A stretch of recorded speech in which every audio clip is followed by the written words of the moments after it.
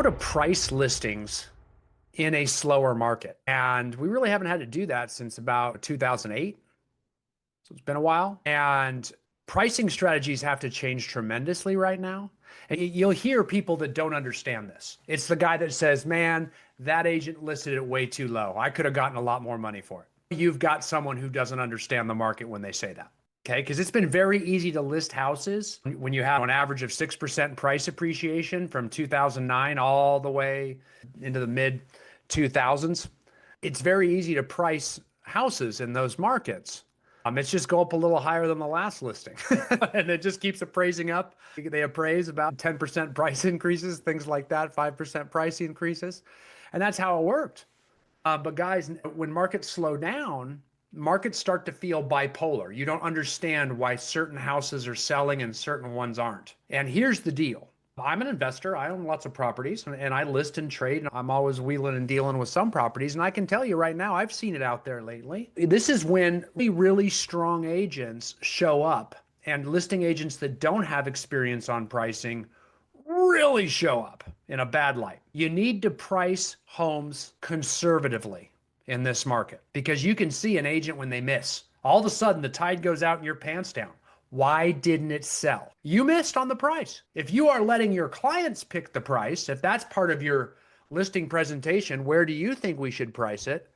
Guys, that's like the doctor saying, I don't know, what do you think I should prescribe? You're not going to have much authority or ability or influence with your clients if you are letting them drive the bus. So the key here is we have to come in very firm with, here is what I recommend. And that price needs to be lower than what you think the top, because it's a risk. If you price it up there right at the highest amount that you think you might be able to get for it, you are rolling the dice with their money.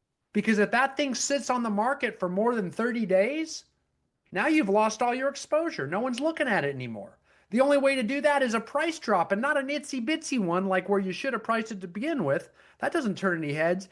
A big price drop below to where you would have originally listed had you listed it conservatively is what's required to get a lot of views again. So you must be conservative with your list price right now. Otherwise, you are really playing a risky game, and you're supposed to be a professional.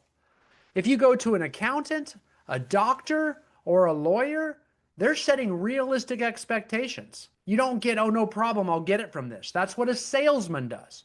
If you want to have the influence of a salesman, well, that's what you're going to get. They're not going to trust you, and you will have to argue them on everything. Then you're going to have to re-explain yourself why your original price did not work. You are trying to fight their denial, which is real and it's understandable because everybody wants to believe they have more money. You're going to have to fight that denial a little bit to overcome their objections and to explain why we don't want to risk it. It's crucial. So we want to get conservative. You don't want to miss. If you miss, you become someone else's expired listing, or you start battling the price and they're looking at you like, you're the one who, why'd you let me listen at that? If it didn't sell, you're the We failed. You have failed. Their view is you lost them the money. If you have a house that sits on the market, now mind you, if it's a unique property, we got to have patience. But if it isn't patience, it's going to be price, and you're responsible for price. They're responsible to agreeing with your recommendation, but you need to make a conservative recommendation here. And guys, this hasn't existed since 2007, 8. And before that, it was the 1990s. So there's not a lot of people with a lot of experience listing properties in this market out there. It's one of the listings are sitting and not selling. They're all overpriced. Agent error. You got to get conservative. We got to look at agent metrics. Take a look at the inventory. If you're up over 4 months of inventory, stop increasing prices above the one before. Stop. So I think we can get that one because that one sold over there. Guys, they got it sold. That doesn't mean we can go past them. Make sense? Now, every market's different here. If your market's still going gangbusters, which some are, then keep on keeping on. But if it's taking longer for listings to sell in your market, price conservatively. Stop rolling the dice with these people's life dreams, because that's what it is. They need that money to buy the next house. They have a reason they want to buy the next home. They want to move on. And your inability to set proper expectations, of course they're going to agree with you. That's like telling your kids, hey, man, I can't wait for Christmas this year. You're going to get a car. I'm going to buy you a trip to Disneyland. And you tell them all this stuff. And then Christmas shows up and you buy them a toy truck. Can't do that. It's going to be a bad Christmas when you do that. So yeah, you're going to have a hard time with these guys when it's time to reduce. And they're going to be angry the whole time. Why? Because you picked the price. You missed. Agent error. Agent error. And agent errors are showing up all over the place right now. And it starts in a listing appointment. It starts with a detailed comparative market analysis and explaining the risk, comparing the properties, explaining the market. Because you show up, you price it. That's the one thing a listing agent needs to drill. If you drill that, you're going to be okay 98, 99% of the time. But if you miss, there's almost no way to really recover from it. If they have to reduce once, they're not that happy when it closes. They feel like they lost something. You want to avoid price reductions. Good agents don't have them to begin with because they price correctly at the outset. If you can't get your agent to do it, we need to work on your skill development. If you can't get your client to agree to the price they should list at, we have some room for skill development there. We have to do a little bit more showing and a little less telling about market stats and data. We have to do a little bit more information before the call. They maybe don't respect your opinion enough. They may be your cousin or your friend, and they don't know enough about how much success you've had in real estate. But we do have to show that, right? Not to mention, as a strategy, we want to say in that listing appointment, it's not like we're dropping it down and giving that initial $20,000 or $10,000 away to be conservative. That's actually a very viable, if not favorable, listing strategy in this market. You know, if you're $20,000 below market, I don't even know what market is. We don't know that until we get a buyer that you accept their offer. That's fair market value. So stop saying it's below market. It is possible for another home to sell more just because they were lucky and they had one buyer looking at that time. It is possible. And that buyer's now gone and now you're left. So showing them how many homes are for sale in each price range from 200 to 250, we've got 200 homes for sale and only 2 sold last month. From 250 to 300, we've got 150 for sale and only 4 sold last month. It shows them the percentage of homes that are actually selling. We're back in that place where we have to show those charts again. Talk to your ICT coach. We've got those charts. They're available for all of our clients out there to show. We've got to prep them for that, to show them there's competition to get sold now. And you'll see as the prices get farther and farther away from the median home price, it's even tougher because there's less buyers out there up at those prices. So we need to be able to demonstrate that, show that, don't tell. We've got to have data. This is the biggest move these people are making in business and on the last 10 years typically. So you got to do a little bit more than use your salesman mouth. We want to show, be a professional, right? And then if we do price more conservatively at a lower price than they want, that's our best chance at getting multiple offers. When there's that increased exposure in the first 30 days, I call it the magic month because that's when it's got to happen. If you get those offers in the first 30 days, there's a good chance you'll get a second offer. Then we can actually make them work up a little bit and oftentimes get above the price that they initially wanted and with all the most favorable terms. Starting to waive some contingencies and things like that, shorter closing periods and all those things that tighten up transactions. So pricing conservative rather than rolling the dice on a high price, then you get one offer, might have to be a weak offer, that might be a contingent offer, might be an offer that, you know, that doesn't have strong financing or little money down because you're out there without anybody else to compete with them. Because you as an agent were just as focused on that price point as clients get. Now you got a drunk guy driving the bus and drunk passengers. We got to be the professional. We got to get conservative. Okay. And that's our talking point because it does give them a little bit of levity. I mean, if we're going to get multiple offers, which still does happen, it's because it's a great looking house that is priced fairly by a listing agent that understands the current market, not by someone who's going for a high price just to get a listing.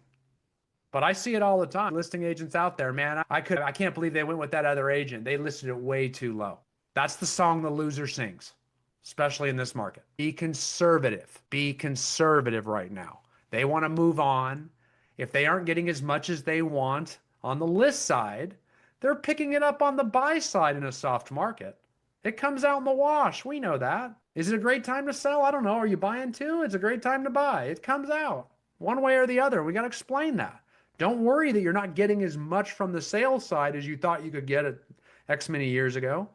That's what's enabling you to buy the next house for a lower amount. We just get too hung up on the seller proceeds numbers and we don't feel the deal that we're getting on the buy side. So we got to explain that it always comes out in the wash. So the price you sell your home for, so long as you're replacing it with a new home, will never matter.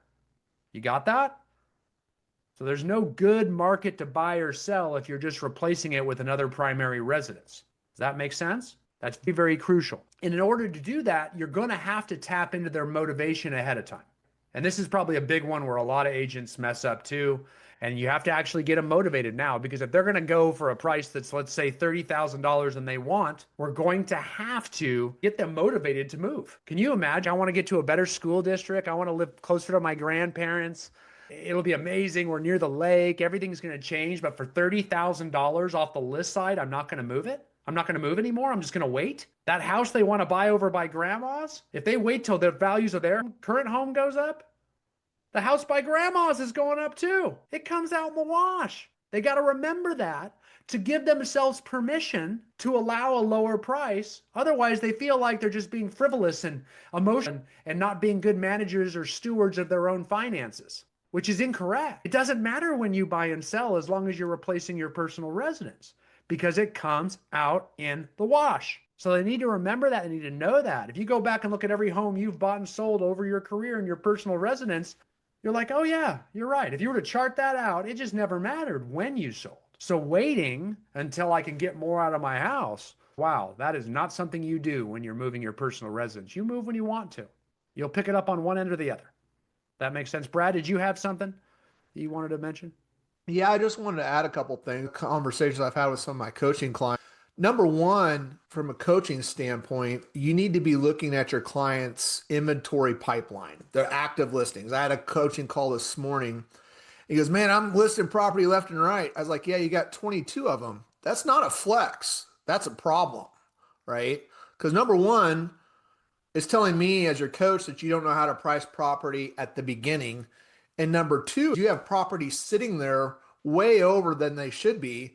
And you think that they're going to sell because that's what they've always done.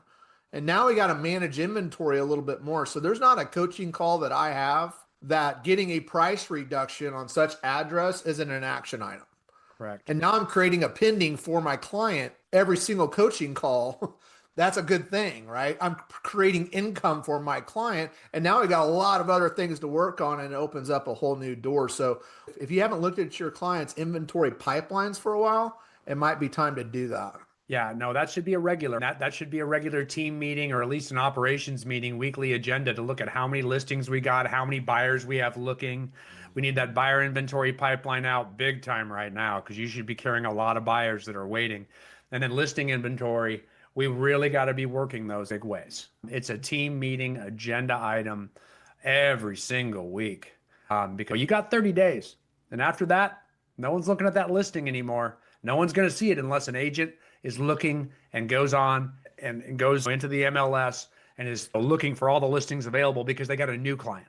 In the first 30 days, all those buyers that are on everybody else pipeline, they've looked, they've seen, and they've passed. So now it's just new people to the market after that. So you got 30 days in the magic month to make it happen. And we got to start talking after that, because if you look at your online reviews after those first 30 days, you'll see they just go down to nothing. You'll get thousands through an MLS syndicated listing, through all the different websites they syndicate through in the first 30 days. But after that, just goes away. Now you're looking for new buyers that enter the market, which really brings down the likelihood of that home selling. And all it's doing is stagnating at that point, which after 30 days, buyers start thinking, what's wrong with that property? And that's always going to be price. And you're going to have to drop it down a lot lower than you would have been able to price it initially. That's the conservative smart play. We don't take risks on this with people's personal residences. That's their shelter. We don't want to be playing around with that. So stop thinking you're all that because you can get the highest price. Even if you get it, man, what did you risk? You definitely risk your influence and your reputation if you miss. Because if you miss, that's the one way you can screw up in real estate, is list it too high and have it not sell. That's on you. It's either on you because you couldn't get them to price it correctly, which means you didn't have the influence, you didn't get them motivated enough, you didn't really talk about where they need to go, why they're moving, tap into their emotions about grandma's house and really get them feeling how important that is to them. for their kids to get in that school district and spend time with their grandparents and all that. You didn't put that, you didn't talk about that enough. You didn't get that in their mind right before they make the decision to realize the importance of living their life the way they want to versus price that always comes out in the wash anyway. You didn't get them to make the right decision. Top agents will be able to do that because they ask lots of questions about motivation and they stay out there in that place and get them to experience it. And then they also, and we call that pleasure. They're out there. This is, we reach our dreams. And then we also go way out there on pain. What happens if we aren't able to sell and you have to stay here for the next 10 years until the real estate cycle turns around? They're going to tell how bad that would be, why they wouldn't like that. But we need to get them realizing why they called you into their living room in the first place and get them to feel it and experience it. Then we talk about prices. Then it's, I don't know, realize all your life dreams versus $20,000 price reduction that you're just going to make up on the buy side anyway. What are we doing here, guys? Let's go. But we got to have those conversations. We got to take that kind of time. We got to really get to know our clients' needs, interests, if we're going to be stepping into their shoes and looking out for their best interests, right? Crucial. Thanks, Brad. That's a very good point. I hope that guy helps, but let's get that out. Everybody remember, let's be conservative with our clients right now. It's a different market. Let's go ahead and price conservatively. Stop taking risks with your clients' money.